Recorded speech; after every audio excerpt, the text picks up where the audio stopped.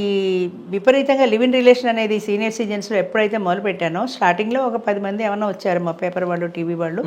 మధ్యాహ్నం 2 అయ్యేప్పటికి మొత్తం అన్ని ఛానల్స్ వాళ్ళు వచ్చేసారు. అంటే కొత్తది కదా ఈ ఏజ్లో, దాంతో మొత్తం అందరూ వచ్చేసారు. అదే రోజు సాయంత్రం నేను హెచ్ఎం టీవీలో లైవ్ టెలికాస్ట్ది ప్రోగ్రామ్ ఇచ్చాను.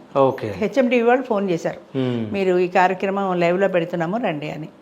అది నాకు అసలు టీవీ ఎలా ఉంటుందో తెలియదు, దాని బ్యాక్గ్రౌండ్ ఏ కలర్ ఉంటుందో తెలియదు, ఏమీ తెలియదు అసలు.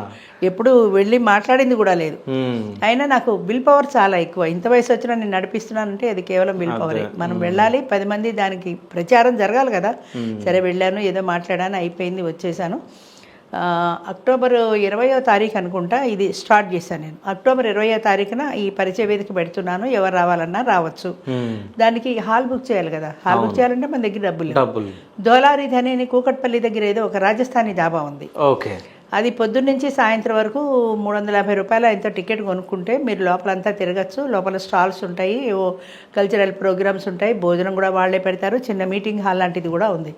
సో ఇది బాగుంది, 350తో పోతుంది అని ఎవరు 350 తెచ్చుకొని వాళ్ళు టికెట్ కొనుక్కోండి, నాకేమి ఇవ్వక్కల, నా 350 పెట్టి నేను టికెట్ కొనుక్కుంటా, మీరు టికెట్ కొనుక్కోండి, లోపలికి రండి పలానా తారీఖున అని చెప్పాను. అని చెప్పేటప్పటికీ నేను వెళ్ళాలి కదా ముందు కూకట్పల్లి. నా దగ్గర 5 ఆడవాళ్ళే ఉన్నారు. 5 ఆడవాళ్ళతో చెప్తే కొడతారు కూడా వీళ్ళు. 5 ఆడవాళ్ళతో కార్యక్రమం ఏం చేస్తానో నేను చాలా భయపడ్డాను. సరే కూకట్పల్లి బయలుదేరి వెళ్ళేటప్పటికీ ఆశ్చర్యంగా బయట వెయిట్ చేస్తున్నారు జనాలు, ఆడవాళ్ళు మగవాళ్ళు అందరూ. ఆడవాళ్ళు కూడా చాలామంది వచ్చారు, మగవాళ్ళు వచ్చారు. మంచిగా ఇన్షర్ట్ చేసుకుని డైలీ గట్రా వేసుకుని తయారై పెళ్లి కొడుకులో వాళ్ళు కూడా వచ్చారు. వీళ్ళందరినీ చూసేటప్పుడు నాకు కొంచెం ధైర్యం వచ్చింది. ఓ ఇంతమంది వచ్చారు, పర్వాలేదు, కార్యక్రమం చేయొచ్చు అని.